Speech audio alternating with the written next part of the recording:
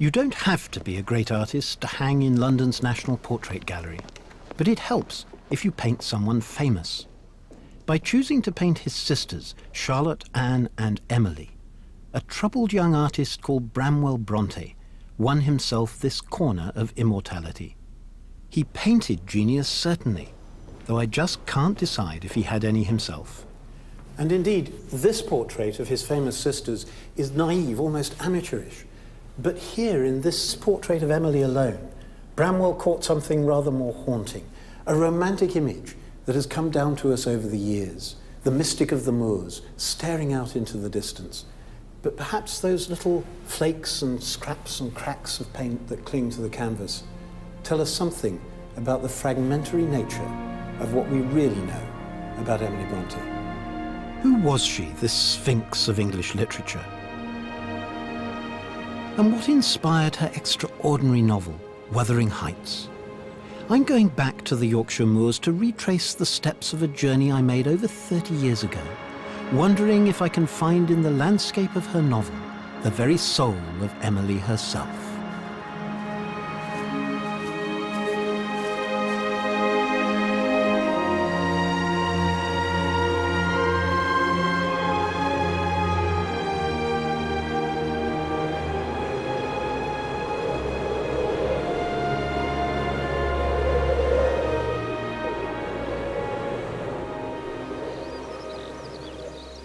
This is what's now called Bronte country, as though Emily forever defines these moors. But is it really the place you'll find her?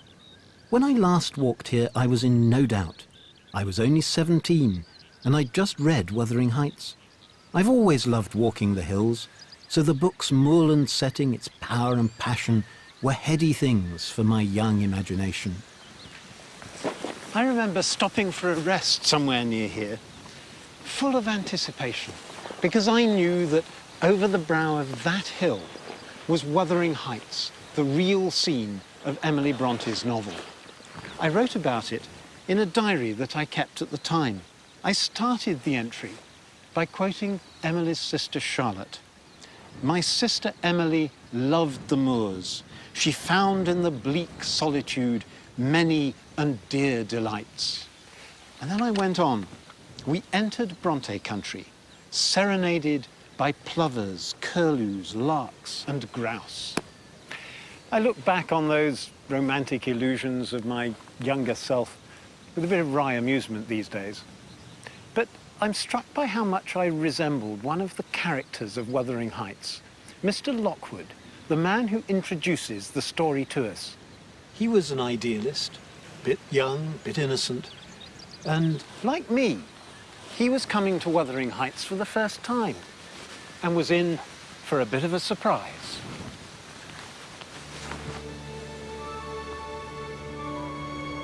This is certainly a beautiful country, and Mr Heathcliff and I are such a suitable pair to share the desolation between us. A capital fellow.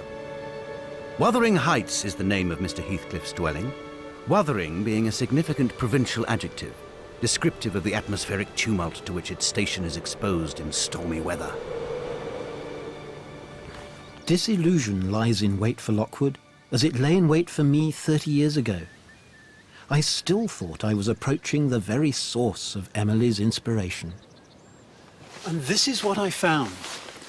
Top withins associated with Wuthering Heights. But the buildings, even when complete, bore no resemblance to the house Emily Bronte described. But the situation may have been in her mind when she wrote of the moorland setting of the Heights. I can trace my ambivalent feelings about Emily Bronte back to that moment. She and her novel had slipped from my grasp. Lockwood, too, finds nothing more romantic at his Wuthering Heights than a dysfunctional family. Or at least, that's by day. At night, forced to seek a bed by the storm, he stumbles on the secret trauma of the house. In a nightmare, or is it real? He tries to close a rattling window, but finds his wrist gripped by the tiny, cold hand of Cathy, Heathcliff's long-dead love.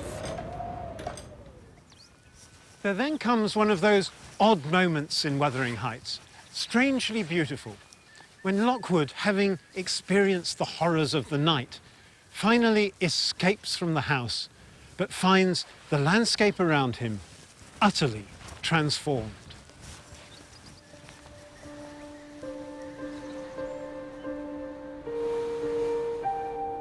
At the first gleam of dawn, I escaped into the free air, now clear and still and cold as impalpable ice. The whole hill back was one billowy white ocean, the swells and falls not indicating corresponding rises and depressions in the ground. Entire ranges of mounds were blotted from the chart which my yesterday's walk left pictured in my mind. I had remarked a line of upright stones, erected on purpose to serve as guides, but, excepting a dirty dot pointing up here and there, all traces of their existence had vanished. The change the snow has made to his path mirrors the change in Lockwood's own mental landscape. Because the extraordinary thing is, it isn't just the physical reality of the guideposts that's gone. Lockwood has lost the bearings of his own mind. Perhaps there's a warning here for us from Emily Bronte herself, of the dangers of looking for too physical a reality for Wuthering Heights. Rereading the novel, I now realise that scene is the work of a sophisticated artist. And I wondered why the popular image of Emily is so different. I was soon to find a surprising answer to my question. But first, I followed my boyhood route to Pondon Hall, which local legend says is the model for Thrushcross Grange, where Lockwood collapses after fighting through the snow. Confined to bed for the winter, his housekeeper Nellie Dean tells him the story of Heathcliff and Cathy, one of the most famous love stories in literature. It's also become part of popular culture.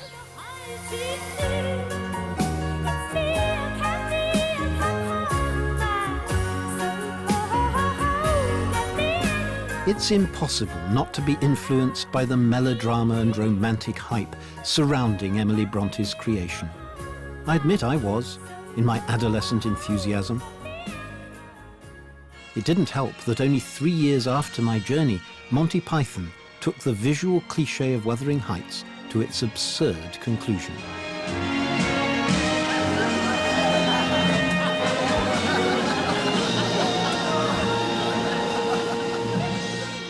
So how has this image come about? In Emily's hometown of Haworth, I met Lucasta Miller, an expert on the Brontes' place in popular culture. She explained the myths that obscure Emily Bronte and warp our reading of her novel. Although there is Bronte trademarking everywhere. Of course. The oldie Bronte tea rooms here. I certainly remember when I read Wuthering Heights for the first time, I was expecting a romantic hero like Laurence Olivier. I was expecting the ultimate Mills and Boon romance. I was almost affronted by the way in which the book didn't live up to my expectations and was actually very unsettling and disturbing and full of horrible people doing completely sadistic things to each other. People tend to think of Emily Bronte as this sort of spiritual being wafting about the moors, like a character in Wuthering Heights. And I think that comes from a real misconception about what Wuthering Heights really is like. It's seen as the ultimate bodice ripper, but actually it's a very strange love affair, that between Cathy and Heathcliff. Oh, Heathcliff, why won't you let me come near you? You're not black and horrible as they all think. You're full of pain. But what Hollywood wanted from Wuthering Heights was conventional romance. And with its seductive images of the lovers in the landscape, the famous 1939 blockbuster reinforced the image of Emily as the author of the wild outdoors. The Hollywood film really conventionalises Wuthering Heights. It's got these scenes of Cathy and Heathcliff up on the moors gathering armfuls of heather. Actually, it's rather odd to realise it, but Wuthering Heights is really rather an indoor book. It seems to be much more concerned with architecture and interior spaces, in a sense, than it is with the outdoors. Of course, we're told that as children, Cathy and Heathcliff like to scamper on the moors, but we don't get any scenes with them as adults outdoors in the landscape. Emily herself was perhaps more of an indoor person than we realise. Neighbours remembered her making bread while reading propped-up books. This is the Emily of anecdote who pined and sickened away from her beloved moorland home. But anecdote is almost all we have. Unlike Lockwood, we don't have Nellie Dean to give us the truth. Instead, we have the person who first mythologized Emily, her own sister, Charlotte. Wuthering Heights was hewn in a wild workshop out of homely materials. It is knotty as the root of heath, the author being herself a native and nursling of the moors. I think Charlotte Bronte is really responsible for our view of Wuthering Heights, not only as an outdoor book, but almost as a force of nature rather than a work of art. Charlotte was trying to protect her sisters from the charge of coarseness thrown at them by Victorian critics. Her tactic, in the preface still printed with Wuthering Heights, is the astonishing claim Emily didn't know what she was doing. Resident in a remote district where education had made little progress, neither Emily nor Anne was learned. They wrote from the impulse of nature, the dictates of intuition. It seems Charlotte was an early member of a profession I recognise all too well. Charlotte was a fantastic spin doctor, and she was brilliant at the soundbite. I mean, the way that she tries to heroise Emily, describing her as stronger than a man, simpler than a child. It's a wonderful, wonderful phrase, but I don't think it gives us the full story about Emily, and I think the slightly unfortunate thing about it is that it de-intellectualises her. Charlotte's spin doctoring created a remarkable myth, but as we'll find out after the break, the fragments of truth we can find out about Emily are stranger and sometimes darker than fiction.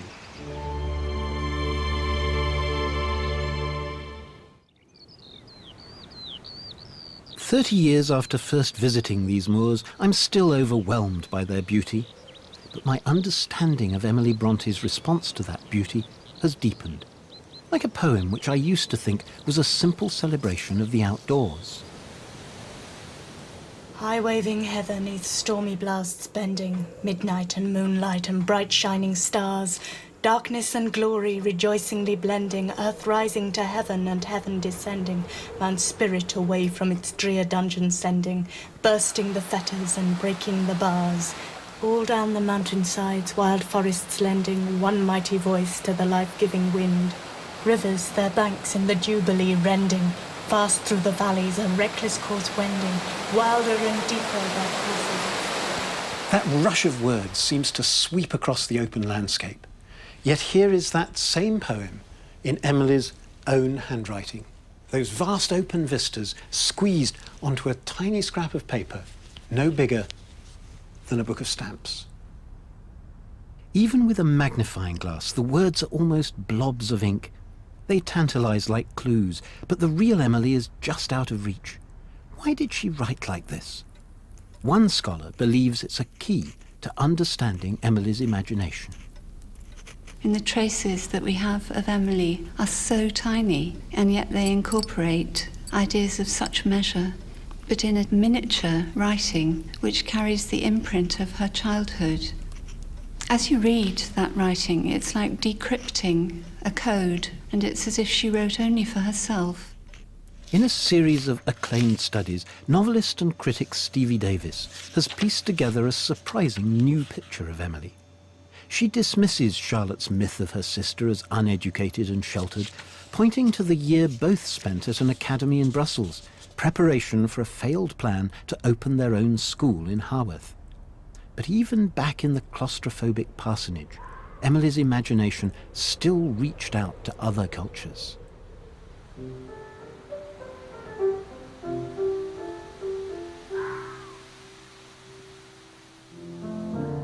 When Emily came back from Brussels, she acquired an anthology of music transcribed for the piano. The pieces she's marked up most are by Beethoven. I think when you see the disparity between that little cottage piano and the huge orchestral work that had been transcribed for it, it gives you a wonderful insight into her inward world.